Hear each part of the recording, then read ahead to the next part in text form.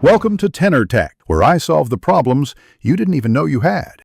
You start by signing into Roblox. Use the web for full settings. Once signed in, make sure your email is verified so account changes save correctly. Verification prevents lockouts.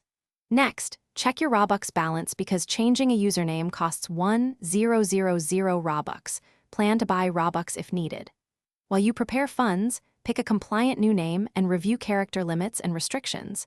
Doing that now saves retries later, so you don't waste Robux on invalid submissions. You navigate to Settings, then Account Info, and tap the edit icon next to username.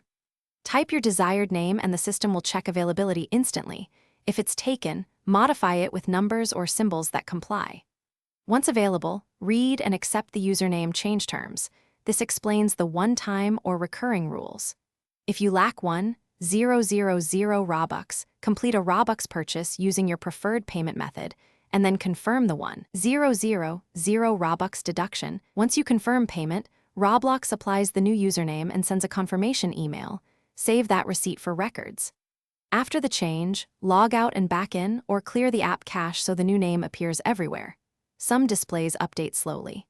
If you see errors or you lost Robux without a change, gather your account ID and transaction receipt, then contact Roblox support.